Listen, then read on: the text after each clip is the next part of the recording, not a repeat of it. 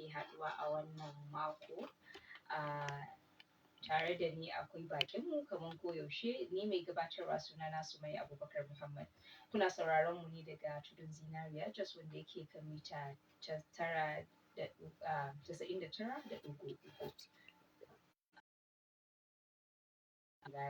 Tare da ni akwai malama Zinat Sale Yakubu da malama sannan ku da zuwa. Malama Zi, kaman wancan makonni biyu da suka wuce mun yi magana akan yaya rayuwar 'ya'ya suke saboda tashe-tashen hankula a wannan lokaci. Mun zo mun yi magana makonni biyu da suka wuce akan iyaye su sanya ido akan 'ya'ya da suke da shi. Wasu 'ya'ya ne suke abokanai ne suke hulɗa da 'ya'ya a waje bayan cikin gida. A sati biyu da suka wuce wannan ne wannan ne maudu'i da muka ɗora a kai, haka ma wancan mako. Ga wannan mako za mu sake ɗorawa a kai.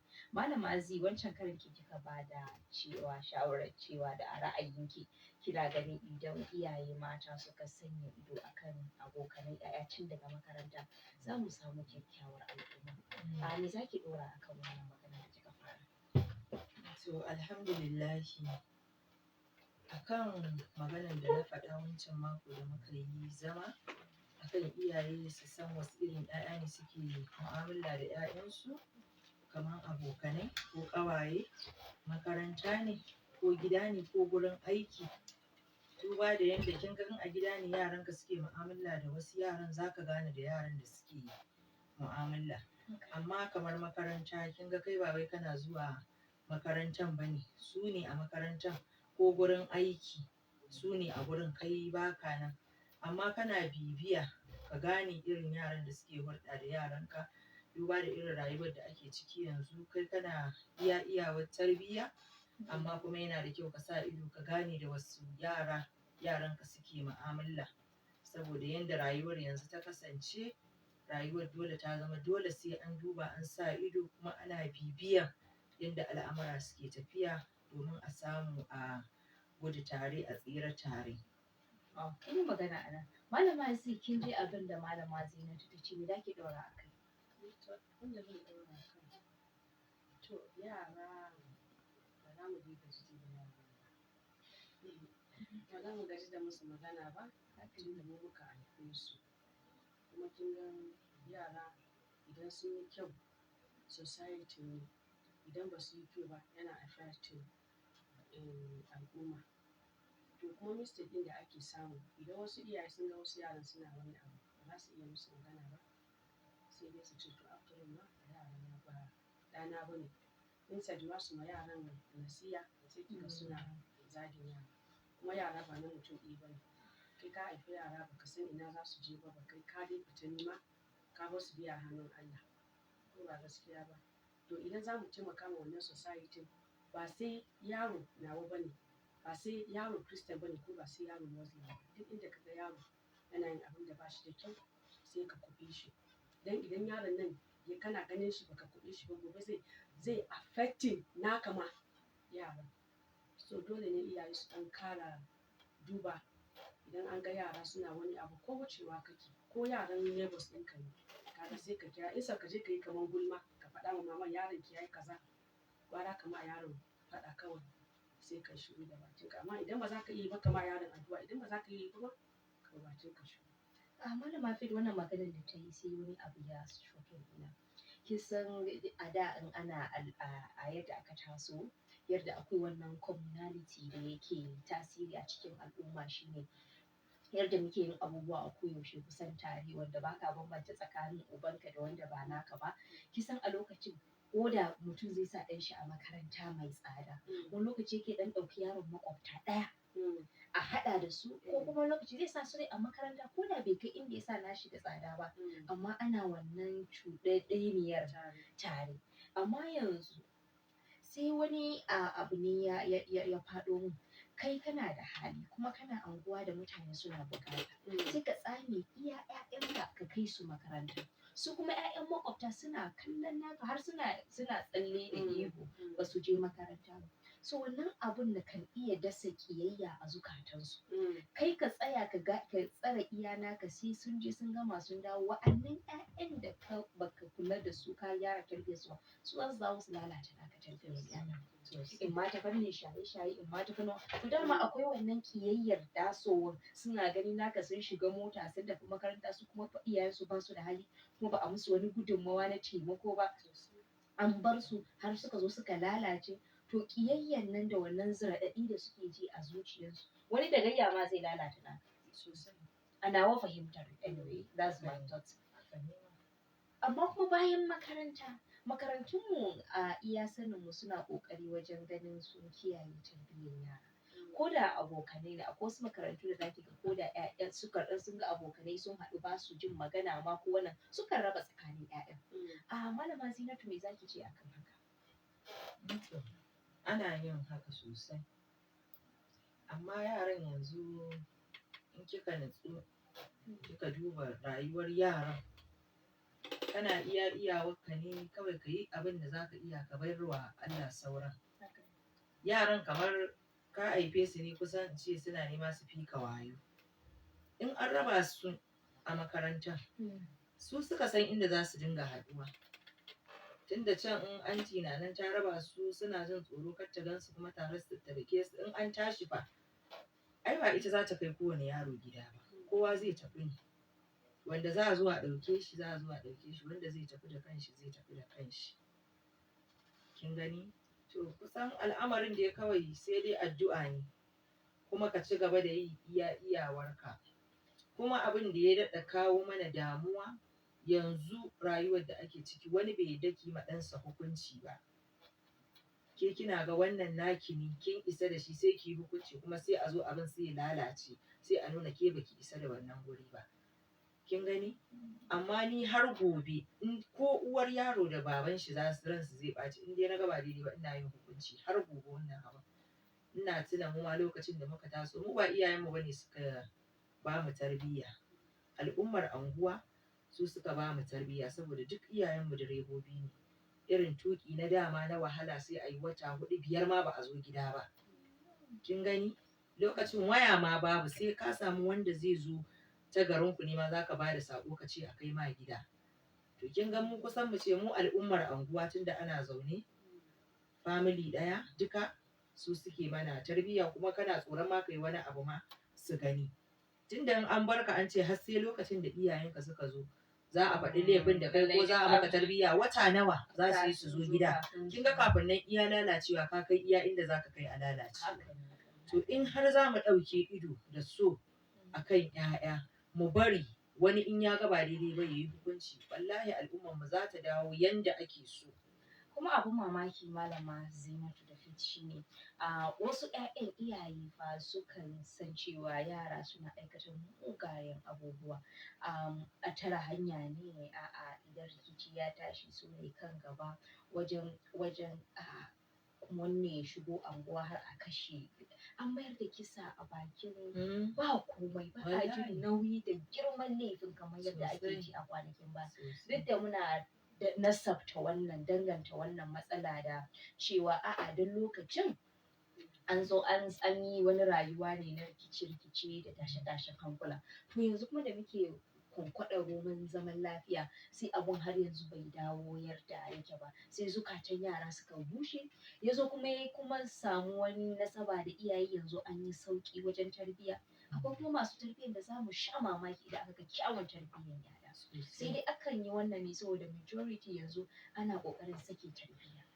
Tunda yanzu ana cewa kowa ya yi hankali ya dinga sa ido a ga da wasu ƴaƴa abokanan shi, wasu abokanai ne yara suke bi a gida, a wajen gida, a anguwa, me suke aikatawa.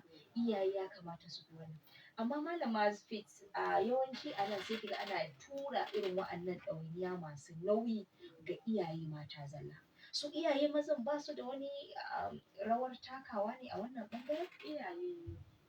Tsakanin iyaye maza da mata, kin ga 99% da mazan su suke fita aiki su je nema. To yawancin kuma matan su suke gida da 'ya'ya. Kuma kin ga bikin baba da mama, ko da ce baba ba shi da faɗa, za ki ga yara sun fi tsoron baba. gaba akan uwa ko gun faɗanta. haka ne To kuma kin ga ko da yara mazan ne ko matan suna nan kusa ne da iyaye mata. haka Kin gani shi isa. To ya kamata su baban ma sai su creating time ma su yaran. Sautin da yaran sun fi jin tsoron su ne, su ma sai su fara ma 'ya'yan nasiha don ko ganin fuskar su ma wani tarbiyyar ne. a haka ne Yaran za su samu haka ne. In fact wata yar uwa take cewa za ta ce wa yaran ku bari ta ce amma suna jin hon din baban.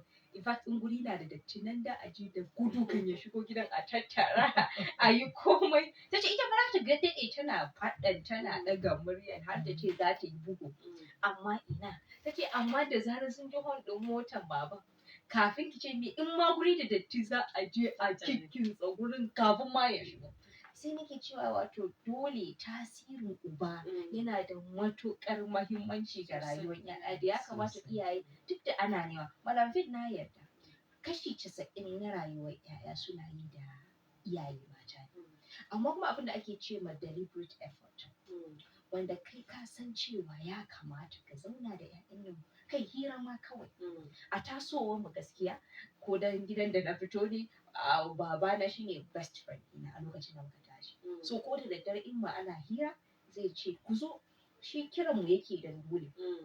Sai a je ɗakin da ɗan incentive ɗin shi irin su nama haka sai a zauna sai to a tambayi kowa kai me kai. So a wannan iyaye mazan ke iya kwaɓan na kwaɓa su gyara na gyarawa su yi magana da dasi nasihar su yi kuma sun san meye yara suke ciki. So ba wai ragamar gaba ɗaya kamar yadda gaskiya yanzu Madam Faith shine yin ragamar yanzu yawanci ana bawa mata. Namiji yana ganin da zaran ya kawo abinci ya ajiye ya biya kuɗin makaranta inda haya ne ya biya to ai ya sauke nashi. Kuma ba zai taɓa zama haka ba. Tunda auren nan mutane biyu a iya ku kuka kuka haifi ƴaƴan nan dukkan ku biyu kuna da haƙƙi na tarbiyyantar da yara kafin sai abu ya kai inda ba za a iya gyarawa ba. Sai kuma a lokacin ne hankula za su dawo kuma a ce za a gyara. Ko ya kike tunani Malama Zinatu? Haka ne. Kuma shi kowa da matsayin da Allah ya ɗora mishi.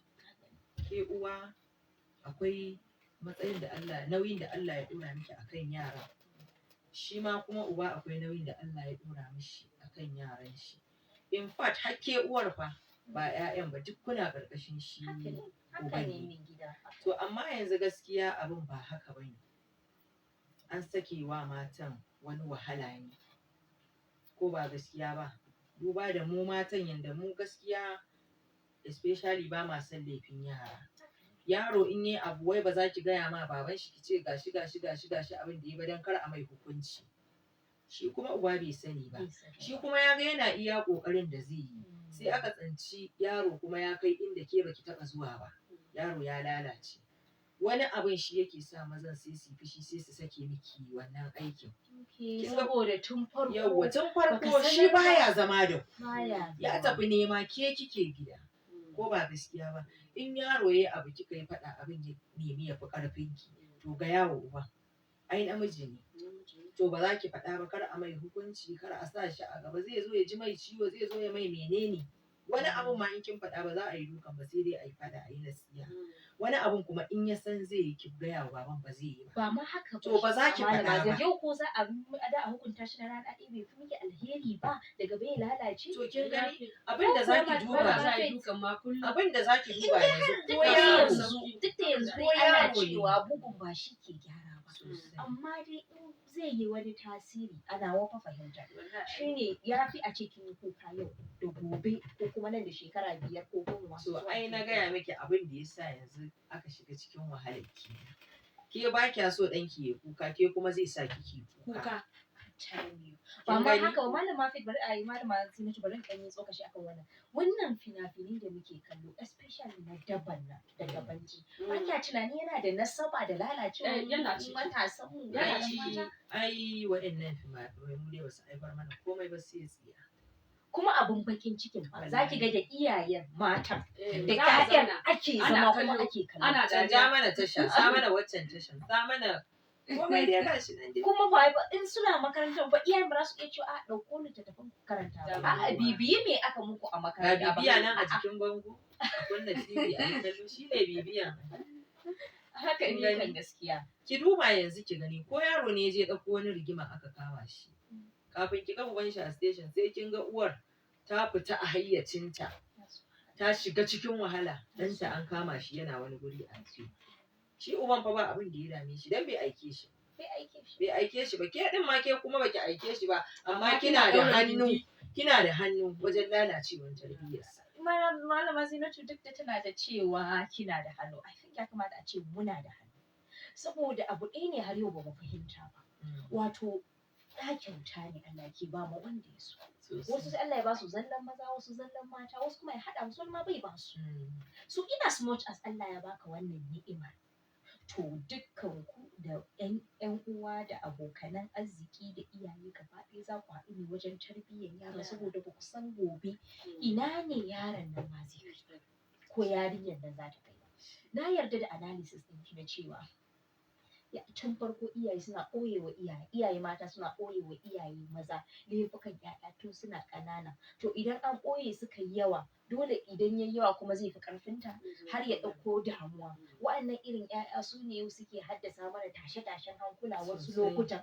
Ba ka sanin ma abu ya faru sai dai ko ku ji a'a an je rikici ne so nawa za a je tsakanin matasan ne rikici zai ɓarke kuma ya shafi al'ummar gari gaba ɗaya. Da an tsaya an kintsa ɗan tun a wannan matsayin yaushe zai je ya haddasa wa al'ummar gari fitina. A yi asarar shi ne ai maganar da na miki ɗazu. Ɗa ke kike dakon cikin shi ki haife shi ki shayar da shi ke kaɗai. Amma tarbiyyarsa fa ba taki ba ce ke kaɗai. Tarbiyyarsa sai an taya ki. Uban sai ya taya ki al'ummar duniya.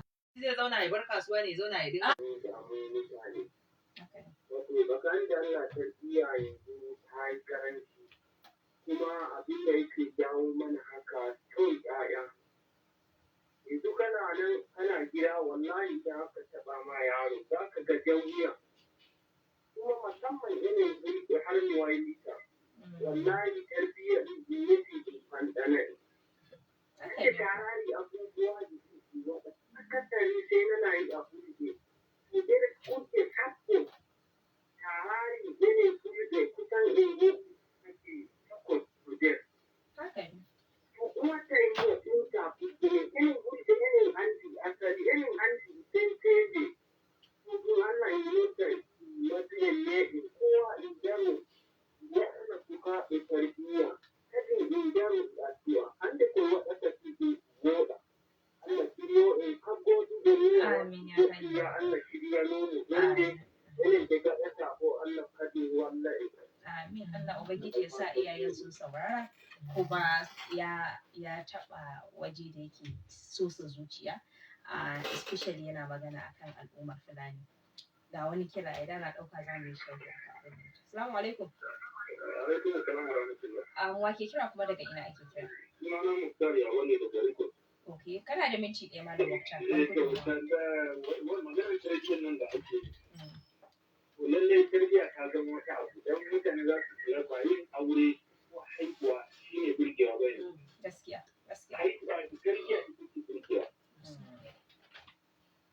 Ga mai hankali Malam Muktar, ka yi gaskiya. Na, tarbiyya ita ce burgewa don haka Allah samu dace. Amin. Malama Faith ya yi magana gaskiya. Ga mai hankali shine zai gane cewa ba auren da ƴaƴan nan adadin ƴaƴan da ka tara shi ne burgewa ba. In fact, I love this quote. Amma tarbiyyar barka dai wake kira kuma daga ina ake kira. Alhaji Kabiru daga Insha. Alhaji Kabiru kana da minti ɗaya ba mu gudunmawarka. Minti ɗaya ko? Yana gode.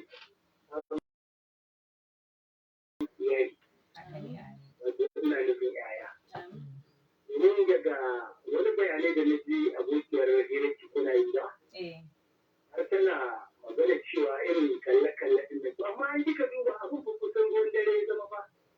Yanzu kamar ɗan uwanmu da suke karkara in kika duba ba su da irin waɗannan abubuwan da suke da su ba. Wato abin da ya kamata da yi shi ne. Muna sauraron ka.